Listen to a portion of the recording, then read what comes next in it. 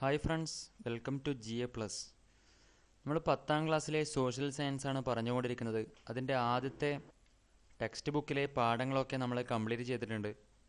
അപ്പോൾ ഇനി രണ്ടാമത്തെ ടെക്സ്റ്റ് ബുക്കിലെ ആദ്യത്തെ ചാപ്റ്ററായ സ്വാതന്ത്ര്യാനന്തര ഇന്ത്യ എന്ന പാഠമാണ് നമുക്കിനി പഠിക്കാനുള്ളത്. നമുക്ക് ചാപ്റ്ററിലേക്ക് കടക്കാം. അധ്യായം 7, സ്വാതന്ത്ര്യാനന്തര ഇന്ത്യ. കഴിഞ്ഞ 2-3 പാഠഭാഗങ്ങൾ ഇന്ത്യയുടെ സ്വാതന്ത്ര്യ സമര പോരാട്ടത്തെക്കുറിച്ചും അതുപോലെ ഒരുപാട് സ്വാതന്ത്ര്യ സമര നേതാക്കളെ പറ്റിയും നമ്മൾ പഠിച്ചിട്ടുണ്ട്. അപ്പോൾ അതിനുശേഷം ഇന്ത്യയുടെ സ്വാതന്ത്ര്യം നേടിയതിന് ശേഷമുള്ള ഇന്ത്യയുടെ പുരോഗതിയും വെല്ലുവിളികളുമാണ് ഈ പാഠഭാഗത്ത് ചർച്ച ചെയ്യുന്നത്.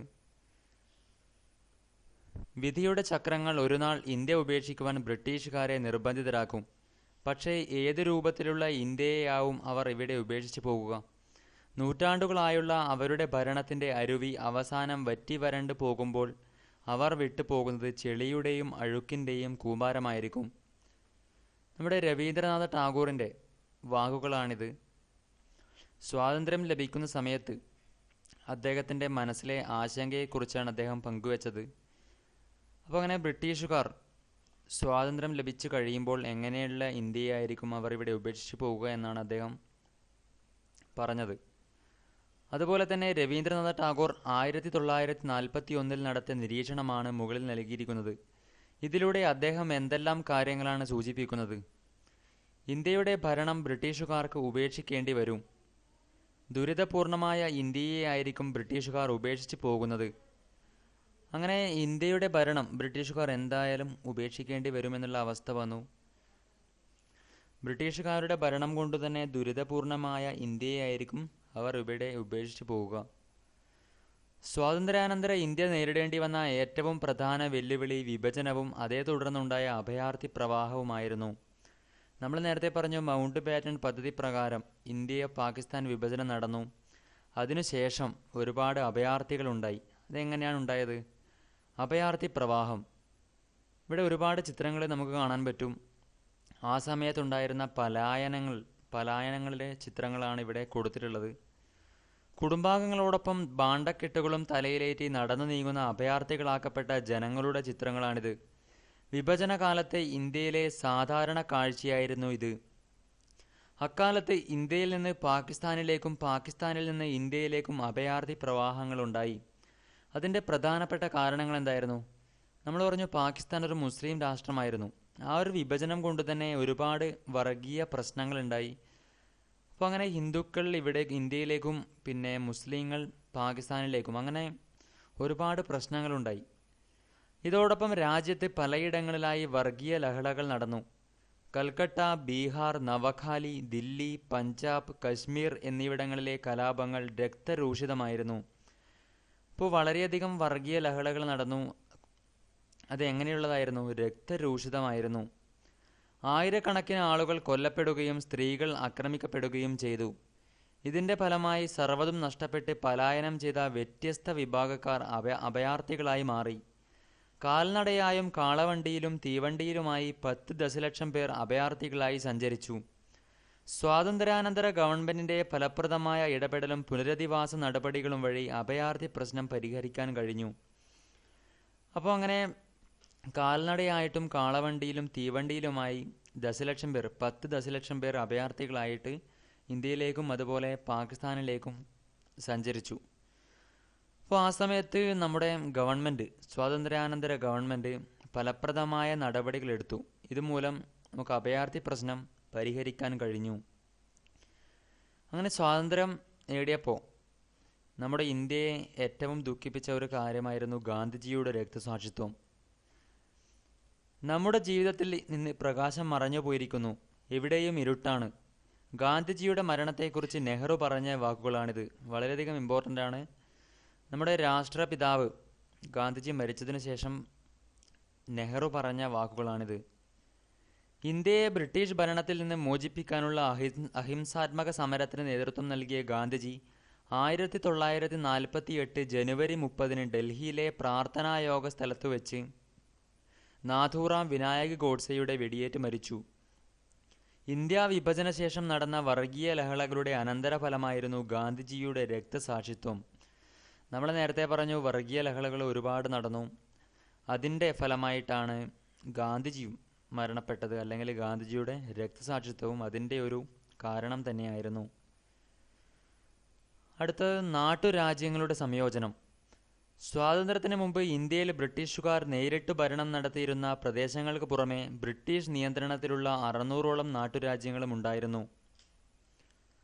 നാട്ടുരാജ്യങ്ങൾക്ക് ഇന്ത്യയിലോ പാകിസ്ഥാനിലോ ചേരാനോ സ്വതന്ത്രമായി നിൽക്കാനോ ഉള്ള അധികാരം നൽകിയ ശേഷമാണ് ബ്രിട്ടൻ ഇന്ത്യ വിട്ടത്. അതിനാൽ സ്വാതന്ത്ര്യാനന്തര ഇന്ത്യ നേരിടേണ്ടി വന്ന മറ്റൊരു പ്രധാന പ്രശ്നമായിരുന്നു നാട്ടുരാജ്യങ്ങളുടെ ഇന്ത്യൻ യൂണിയനിലേക്കുള്ള സംയോജനം. അതും നമുക്ക് ഇന്ത്യ വിഭജനം പോലെ ബ്രിട്ടൻ നമുക്ക് തന്നൊരു പണി തന്നെയാണ്. എന്തായിരുന്നു? നാട്ടുരാജ്യങ്ങൾക്ക് ഇന്ത്യയിലോ പാകിസ്ഥാനിലോ ചേരാനോ അല്ലെങ്കിൽ സ്വതന്ത്രമായി നിൽക്കാനോ ഉള്ള അധികാരം നൽകിയ ശേഷമാണ് ബ്രിട്ടൻ ഇന്ത്യ വിട്ടത്. അപ്പോൾ നമ്മുടെ ഒരു ഐക്യ ഇന്ത്യ എന്നുള്ള ഒരു വെല്ലുവിളിക്ക്, അതൊരു ഐക്യം എന്നുള്ള ഒരു കൺസെപ്റ്റിന് വളരെയധികം ഒരു വെല്ലുവിളിയായി തീർന്നു. ഇത് ശ്രമകരമായ ഒരു ദൗത്യമായിരുന്നു. കേന്ദ്ര മന്ത്രിസഭയിലെ സംസ്ഥാനങ്ങളുമായി ബന്ധപ്പെട്ട വകുപ്പിൻ്റെ ചുമതല സർദാർ വല്ലഭായ് പട്ടേലിനായിരുന്നു. സ്റ്റേറ്റ്സ് ഡിപ്പാർട്ട്മെൻറ്റിൻ്റെ സെക്രട്ടറിയായ മലയാളിയായ VP മേനോനെ അദ്ദേഹം നിയമിച്ചു. അപ്പോൾ ആ സമയത്തെ മന്ത്രിസഭയിലെ അല്ലെങ്കിൽ കേന്ദ്ര മന്ത്രിസഭയിലെ സംസ്ഥാനങ്ങളുമായി ബന്ധപ്പെട്ട വകുപ്പിൻ്റെ ചുമതല ആർക്കായിരുന്നു? നമ്മുടെ സർദാർ വല്ലഭായ് പട്ടേലിനായിരുന്നു. അദ്ദേഹം സ്റ്റേറ്റ്സ് ഡിപ്പാർട്ട്മെൻറ്റിൻ്റെ സെക്രട്ടറി ആയിട്ട് മലയാളിയായ VP മേനോനെ നിയമിച്ചു. അങ്ങനെ വളരെയധികം ഇമ്പോർട്ടൻ്റ് ആണ് VP മേനോനും അതുപോലെ സർദാർ വല്ലഭായ് പട്ടേലും. നാട്ടുരാജ്യങ്ങളെ ഇന്ത്യൻ യൂണിയനിൽ ലയിപ്പിക്കുന്നതിന് പട്ടേലും VP മേനോനും ചേർന്ന് ഒരു ലയന കരാർ അല്ലെങ്കിൽ ഇൻസ്ട്രുമെൻ്റ് ഓഫ് അസസൻസ് തയ്യാറാക്കി. അതനുസരിച്ച് പ്രതിരോധം, വിദേശകാര്യം, വാർത്താവിനിമയം എന്നിവയുടെ നിയന്ത്രണം നാട്ടുരാജ്യങ്ങൾ കേന്ദ്ര സർക്കാരിന് കൈമാറണം. ജനകീയ പ്രതിഷേധങ്ങളും ഇന്ത്യ ഗവൺമെൻറ്റിൻ്റെ പ്രായോഗിക സമീപനങ്ങളും മൂലം ഭൂരിഭാഗം നാട്ടുരാജ്യങ്ങളും ലയന കരാറിൽ ഒപ്പുവെച്ച് ഇന്ത്യൻ യൂണിയനിൽ ചേർന്നു.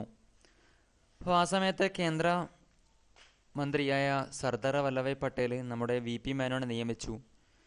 അപ്പോൾ ഇവരുടെയൊക്കെ ഒരു സമീപനം മൂലം നാട്ടുരാജ്യങ്ങൾ എല്ലാം എന്ത് ചെയ്തു? ലയന കരാറിൽ ഒപ്പുവെച്ച് നമ്മുടെ ഇന്ത്യൻ യൂണിയൻ്റെ ഭാഗമായി. എന്നാൽ ഹൈദരാബാദ്, കശ്മീർ, ജുനഗഡ് എന്നീ നാട്ടുരാജ്യങ്ങൾ ഇന്ത്യൻ യൂണിയനിൽ ചേരാൻ വിസമ്മതിച്ചു. ഏതൊക്കെയായിരുന്നു? ഹൈദരാബാദ്, കശ്മീർ, ജുനഗഡ്. പിന്നീട് അനുരഞ്ജനത്തിലൂടെയും സൈനിക നടപടിയിലൂടെയും രാജ്യങ്ങളെ ഇന്ത്യൻ യൂണിയനിൽ കൂട്ടിച്ചേർത്തു. ഇപ്പോൾ നാട്ടുരാജ്യങ്ങൾ ഹൈദരാബാദും കശ്മീരും ജുനഗഡും നമ്മുടെ ഇന്ത്യൻ യൂണിയൻ്റെ ഭാഗമാകാൻ വിസമ്മതിച്ചു. പിന്നീട് അവരെ നമ്മുടെ അനുരഞ്ജനത്തിലൂടെയും പിന്നെ കുറച്ച് ഫോഴ്സായി, അതായത് സൈനിക നടപടിയിലൂടെയും ഇന്ത്യൻ യൂണിയനിൽ കൂട്ടിച്ചേർത്തു. സ്വാതന്ത്ര്യ പ്രാപ്തിക്ക് ശേഷവും ഫ്രാൻസ്, പോർച്ചുഗൽ എന്നീ യൂറോപ്യൻ രാജ്യങ്ങൾക്ക് ഇന്ത്യയിൽ അധീന പ്രദേശങ്ങൾ ഉണ്ടായിരുന്നു. ഇവിടങ്ങളിൽ ശക്തമായ ജനകീയ പ്രക്ഷോഭങ്ങളുണ്ടായി. ഇതോടെ ഫ്രാൻസ് തങ്ങളുടെ അധീന പ്രദേശങ്ങൾ തിരിച്ചു നൽകി. സൈനിക നടപടിയിലൂടെ പോർച്ചുഗലിൻ്റെ അധീനതയിലുണ്ടായിരുന്ന പ്രദേശങ്ങളും ഇന്ത്യൻ യൂണിയനിൽ ലയിപ്പിച്ചു. നൽകിയിട്ടുള്ള പട്ടികയിൽ നിന്ന് വ്യക്തമാകും. അതായത് ഇവിടെ പൂർണ്ണമായിട്ടും അവർ സ്വാതന്ത്ര്യം നമുക്ക് നൽകിയിരുന്നില്ല. ചില പ്രദേശങ്ങൾ അവരുടെ അധീനതയിലുണ്ടായിരുന്നു. അത് ഏതൊക്കെയാണ്? ഫ്രാൻസിൻ്റെ അധീനതയിലായിരുന്നു നമ്മുടെ പോണ്ടിച്ചേരി, കാരക്കൽ, മാഹി, യാനം എന്നിവ.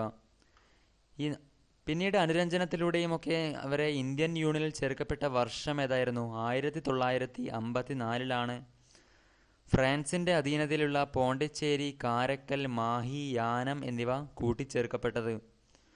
അതുപോലെ പോർച്ചുഗലിൻ്റെ അധീനതയിലായിരുന്നു ഗോവ, ദാമൻ, ദിയു എന്നീ പ്രദേശങ്ങൾ ഉണ്ടായിരുന്നത്. കൂട്ടിച്ചേർത്തത് 1961 വളരെയധികം ഇമ്പോർട്ടൻ്റ് ആണ് ഈ ബോക്സ് എന്ന് പറയുന്നത്. നമുക്ക് ഫ്രാൻസ്, പോർച്ചുഗൽ ഇവയുടെ അധിനിവേശ പ്രദേശങ്ങൾ അങ്ങോട്ടും ഇങ്ങോട്ടും മാറിപ്പോകാൻ പാടില്ല. ഇപ്പോൾ നമ്മുടെ VP മേനോനെ കുറിച്ചാണ് ഇവിടെ പറയുന്നത്. 1894 പാലക്കാട് ജില്ലയിലെ ഒറ്റപ്പാലത്ത് ജനിച്ചു. സ്കൂൾ ജീവിതത്തിന് ശേഷം വിവിധ മേഖലകളിൽ ജോലി നോക്കി. പിന്നീട് ഡൽഹി സെക്രട്ടേറിയറ്റിൽ ഒരു ക്ലർക്കായി ജോലി നേടി. ഇംഗ്ലീഷ് ഭാഷയിൽ പ്രാവീണ്യമുണ്ടായിരുന്നതിനാൽ അദ്ദേഹത്തെ ഗവൺമെൻറ് നിരവധി ചുമതലകൾ ഏൽപ്പിച്ചു. അപ്പോൾ ആ സമയത്ത് ഇംഗ്ലീഷ് പരിജ്ഞാനം വളരെ ഒരു എഡ്യൂക്കേറ്റഡായ ആൾക്കാർക്ക് മാത്രമേ ഉണ്ടായിരുന്നുള്ളൂ. അതുകൊണ്ട് തന്നെ അദ്ദേഹത്തെ ഗവൺമെൻറ് നിരവധി ചുമതലകൾ ഏൽപ്പിച്ചു. സർദാർ പട്ടേലിനും നെഹ്റുവിനുമൊപ്പം നാട്ടുരാജ്യങ്ങളുടെ സംയോജനത്തിൽ നിർണായക പങ്കുവഹിച്ചു. 1952 ഒറീസയിൽ ഗവർണറായി അദ്ദേഹം ചുമതലയേറ്റു. The transfer of power in India, integration of Indian states എന്നീ ഗ്രന്ഥങ്ങളുടെ കർത്താവാണ് വി.പി. മേനോൻ. ആരൊക്കെയായിരുന്നു? The transfer of power in India, അതുപോലെ ഇൻ്റഗ്രേഷൻ ഓഫ് ഇന്ത്യൻ സ്റ്റേറ്റ്സ് എന്നീ ഗ്രന്ഥങ്ങളുടെ കർത്താവാണ് വി.പി. മേനോൻ. അപ്പോൾ അദ്ദേഹം ഇതിനു മുന്നേ എവിടുത്തെ ഗവർണറായിരുന്നു എന്ന് ചോദിച്ചിട്ടുണ്ട്. ഒറീസയിലെ ഗവർണറായിരുന്നു. ഏത് വർഷമായിരുന്നു ചുമതലയേറ്റത്? 1952 അതുപോലെ അദ്ദേഹത്തിൻ്റെ 2 ബുക്കുകളും വളരെയധികം ഇമ്പോർട്ടൻ്റ് ആണ്. The transfer of power in India, അതുപോലെ ഇൻ്റഗ്രേഷൻ ഓഫ് ഇന്ത്യൻ സ്റ്റേറ്റ്സ്. നമ്മൾ നേരത്തെ ഗാന്ധി സിനിമകളെക്കുറിച്ച് പറഞ്ഞിട്ടുണ്ടായിരുന്നു. അതുപോലെ വിഭജനം സിനിമയാക്കിയിട്ടുണ്ട്. അതാണ്, വിഭജന കാലത്തെ സംഭവങ്ങളെ ആസ്പദമാക്കി ധാരാളം സിനിമകൾ നിർമ്മിക്കപ്പെട്ടിട്ടുണ്ട്. ഋത്വിക് ഘട്ടക്കിൻ്റെ മേഘേ ദാക്കധാര, എം.എസ്. സത്യുവിൻ്റെ ഗരം ഹവ, ഗോവിന്ദ് നിഹലാനിയുടെ തമസ്, പമേല റൂക്സിൻ്റെ ട്രെയിൻ ടു പാകിസ്ഥാൻ എന്നിവ വിഭജന കാലത്തെ പ്രശ്നങ്ങളെ അടിസ്ഥാനമാക്കി നിർമ്മിച്ച പ്രശസ്ത സിനിമകളാണ്. ഏതൊക്കെയാണ്? ഋത്വിക് ഘട്ടക്കിൻ്റെ മേഘേ ദാക്കധാര, എം.എസ്. സത്യുവിൻ്റെ ഗരം ഹവ, ഗോവിന്ദ് നിഹലാനിയുടെ തമസ്, പമേല റൂക്സിൻ്റെ ട്രെയിൻ ടു പാകിസ്ഥാൻ. അപ്പോൾ ഈ 4 സിനിമകളും വളരെയധികം ഇമ്പോർട്ടൻ്റ് ആണ്. അത് നോട്ട് ചെയ്യുക. അപ്പോൾ അങ്ങനെ നാട്ടുരാജ്യങ്ങളൊക്കെ ഇന്ത്യൻ യൂണിയൻ്റെ ഭാഗമായി. ഇനി നമുക്ക് എന്ത് വേണം? ഭരണഘടന. ഇന്ത്യൻ യൂണിയന് ഭരണഘടന ആവശ്യമായി. അങ്ങനെ ഭരണഘടനാ രൂപീകരണവും ആദ്യ പൊതു തിരഞ്ഞെടുപ്പും. ഇന്ത്യയുടെ രാഷ്ട്ര രൂപീകരണത്തിനുള്ള അടിത്തറയായത് ഇന്ത്യൻ ഭരണഘടനയാണ്. ക്യാബിനറ്റ് മിഷന്റെ നിർദ്ദേശപ്രകാരം 1946 ഡോക്ടർ രാജേന്ദ്ര പ്രസാദ് അധ്യക്ഷനായി ഭരണഘടനാ നിർമ്മാണ സഭ രൂപീകരിച്ചു. അപ്പോൾ 1946 ഭരണഘടനാ നിർമ്മാണ സഭ രൂപീകരിക്കുന്നത്. അതിൻ്റെ ആദ്യത്തെ അധ്യക്ഷനാരായിരുന്നു? ഡോക്ടർ രാജേന്ദ്ര പ്രസാദ് ആയിരുന്നു.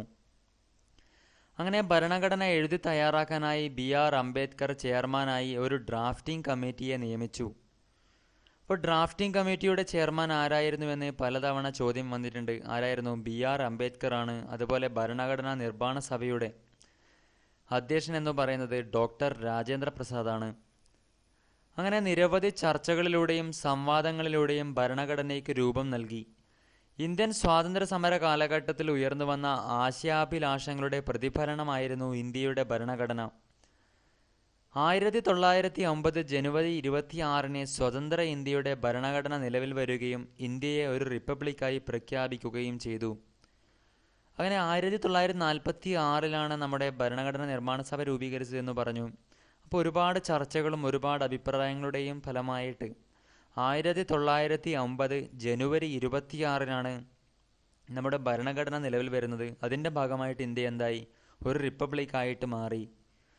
അങ്ങനെ സ്വതന്ത്രാനന്തര ഇന്ത്യ നേരിട്ട മറ്റൊരു പ്രശ്നം ജനാധിപത്യ വ്യവസ്ഥയുടെ രൂപീകരണമായിരുന്നു. ഭരണഘടനാനുസൃതമായി ഇന്ത്യയിലെ ആദ്യ പൊതു തെരഞ്ഞെടുപ്പ് നടന്നത് 1951-52 കാലയളവിലായിരുന്നു. ഏത് വർഷമാണ്? 1951-52 കാലയളവിലാണ് ഇന്ത്യയിലെ ആദ്യ പൊതു തിരഞ്ഞെടുപ്പ് നടന്നത്.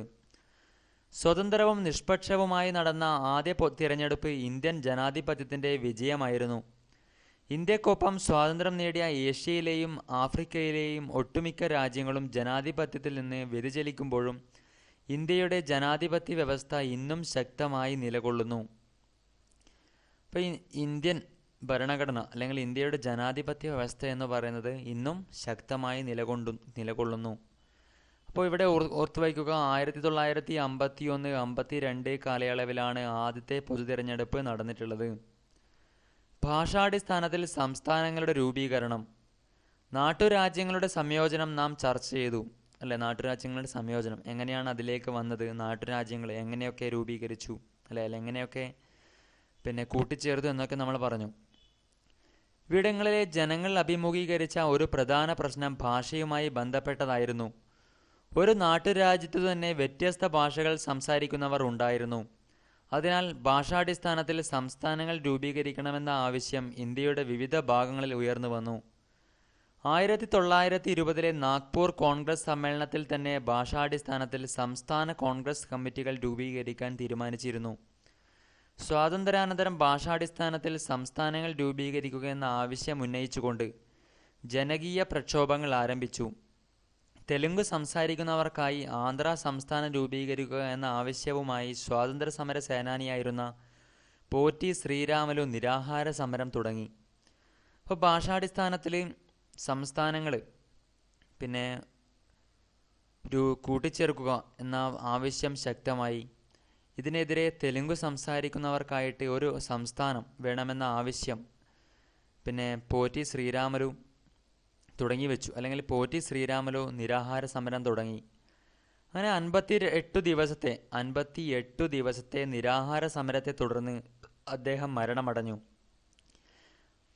അപ്പോൾ 58 ദിവസം പോലും ഓർത്തു വെക്കുക, 58 ദിവസം നിരാഹാരത്തെ തുടർന്ന് പോറ്റി ശ്രീരാമലു മരണപ്പെട്ടു. അദ്ദേഹത്തിൻ്റെ ആവശ്യം എന്തായിരുന്നു? തെലുങ്ക് സംസാരിക്കുന്നവർക്ക് ആന്ധ്ര സംസ്ഥാനം രൂപീകരിക്കുക എന്ന ആവശ്യമാണ് അദ്ദേഹം മുൻപോട്ട് വച്ചത്. ഇത് പ്രക്ഷോഭം രൂക്ഷമാക്കി. അദ്ദേഹത്തിൻ്റെ മരണം പിന്നെയും പ്രക്ഷോഭം രൂക്ഷമാക്കി. തുടർന്ന് തെലുങ്ക് സംസാരിക്കുന്നവർക്കായി ആന്ധ്രാപ്രദേശ് സംസ്ഥാനം 1953 രൂപീകരിച്ചു. ആന്ധ്രാപ്രദേശല്ല, ആ സമയത്ത് ആന്ധ്ര എന്നുള്ള പേര് മാത്രമേ ഉണ്ടായിരുന്നുള്ളൂ. ഭാഷാടിസ്ഥാനത്തിലുള്ള സംസ്ഥാനം വേണമെന്ന ആവശ്യം ഇതിനെ തുടർന്ന് ശക്തമായി. ഭാഷയുടെ അടിസ്ഥാനത്തിൽ സംസ്ഥാനങ്ങളെ പുനഃസംഘടിപ്പിക്കുന്നതിനായി സംസ്ഥാന പുനഃസംഘടനാ കമ്മീഷൻ രൂപീകരിച്ചു. ഫസൽ അലിയായിരുന്നു ഈ കമ്മീഷന്റെ അധ്യക്ഷൻ. ആരായിരുന്നു ഈ കമ്മീഷന്റെ അധ്യക്ഷൻ? ഫസൽ അലിയായിരുന്നു സംസ്ഥാന പുനഃസംഘടനാ കമ്മീഷന്റെ അധ്യക്ഷൻ. അദ്ദേഹത്തിൻ്റെ കൂടെയുണ്ടായിരുന്ന വ്യക്തികളാണ് നമ്മുടെ എച്ച്.എൻ. കുൻസ്രു, അതുപോലെ മലയാളിയായ KM പണിക്കർ. നമ്മൾ നേരത്തെ മലയാളിയായ VP മേനോൻ്റെ റോള് പറഞ്ഞിട്ടുണ്ടായിരുന്നു. അതുപോലെ ഇവിടെ മലയാളിയായ KM പണിക്കർ സംസ്ഥാന പുനഃസംഘടനാ കമ്മീഷനിൽ പ്രവർത്തിച്ചു. ഈ കമ്മീഷന്റെ റിപ്പോർട്ടിന്റെ അടിസ്ഥാനത്തിൽ 1956 ഇന്ത്യൻ സംസ്ഥാന പുനഃസംഘടനാ നിയമം പാർലമെന്റ് പാസാക്കി. ഇതുപ്രകാരം 14 സംസ്ഥാനങ്ങളും 6 കേന്ദ്രഭരണ പ്രദേശങ്ങളും നിലവിൽ വന്നു. എത്ര സംസ്ഥാനങ്ങളാണ്? 14 സംസ്ഥാനങ്ങളും 6 കേന്ദ്രഭരണ പ്രദേശങ്ങളുമാണ് നിലവിൽ വന്നത് 1956 സംസ്ഥാന പുനഃസംഘടനാ നിയമത്തിൻ്റെ ഭാഗമായിട്ട്. പിന്നീട് പല ഘട്ടങ്ങളിലായി പുതിയ സംസ്ഥാനങ്ങൾ നിലവിൽ വന്നു. ഇപ്പോൾ ഇന്ത്യയിൽ 29 സംസ്ഥാനങ്ങളും 6 കേന്ദ്രഭരണ പ്രദേശങ്ങളും ഒരു സ്റ്റേറ്റ് ക്യാപിറ്റൽ ടെറിട്ടറിയുമുണ്ട്. ഇതിലിപ്പോൾ മാറ്റം വന്നിട്ടുണ്ടല്ലേ. ഇവിടെ 29 സംസ്ഥാനങ്ങളാണുള്ളത്. നമുക്കറിയാം ജമ്മു കശ്മീർ വിഭജിച്ച് 31 ഒക്ടോബർ 2019 ജമ്മു അതുപോലെ ലഡാക്ക് എന്നീ കേന്ദ്രഭരണ പ്രദേശങ്ങൾ ഉണ്ടായിട്ടുണ്ട്. അതുകൊണ്ട് തന്നെ ഇപ്പോൾ ഇന്ത്യയിൽ 28 സംസ്ഥാനങ്ങളും അതുപോലെ 8 കേന്ദ്രഭരണ പ്രദേശങ്ങളുമാണുള്ളത്. അതുപോലെ ഒരു സ്റ്റേറ്റ് ക്യാപിറ്റൽ ടെറിട്ടറി. അപ്പോൾ ആ കാര്യം ഓർത്തു വെക്കുക. 28 സംസ്ഥാനങ്ങളും 8 കേന്ദ്രഭരണ പ്രദേശങ്ങളുമാണ് ഇപ്പോൾ നിലവിലുള്ളത്.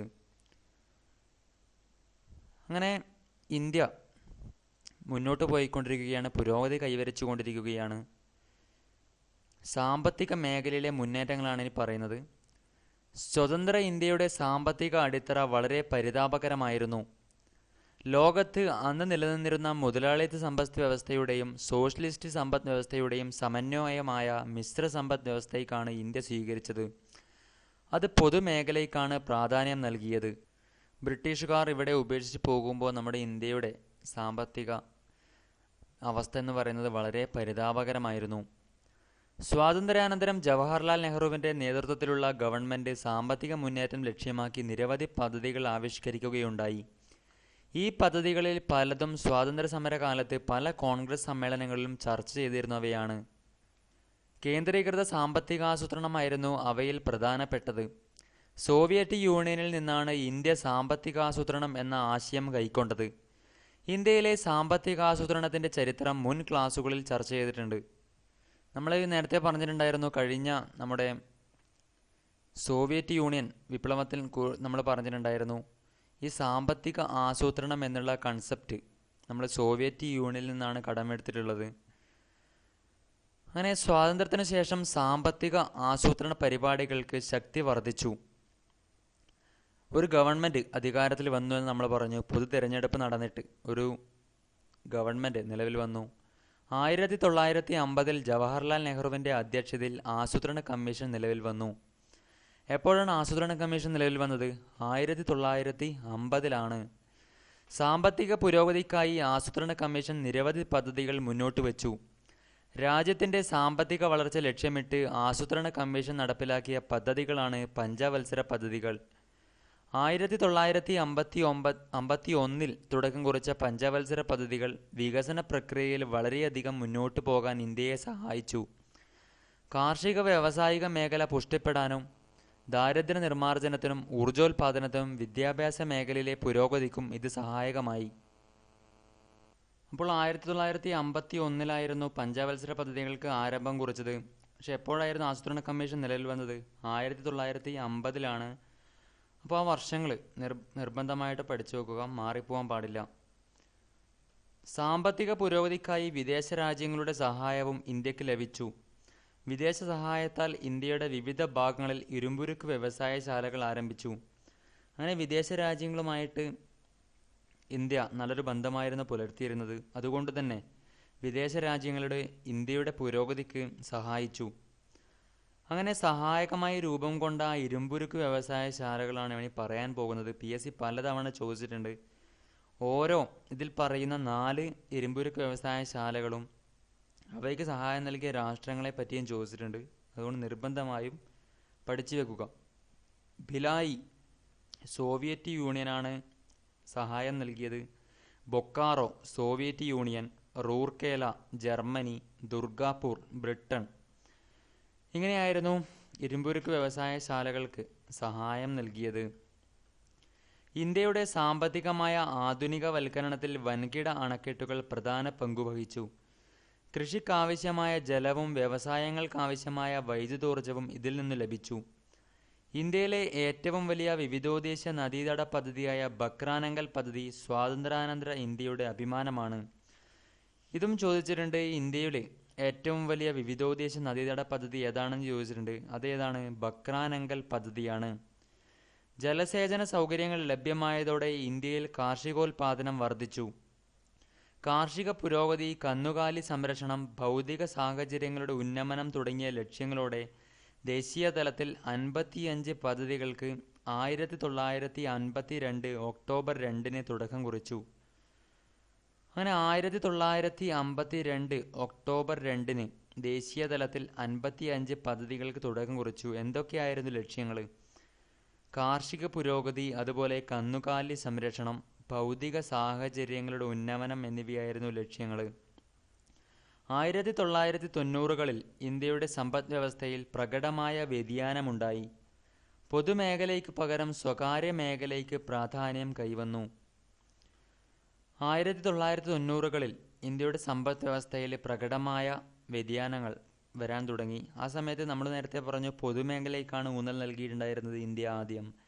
എന്നാൽ പിന്നെ സ്വകാര്യ മേഖലയ്ക്കും നമ്മുടെ സമ്പദ് വ്യവസ്ഥയിൽ കൈവന്നു തുടങ്ങി.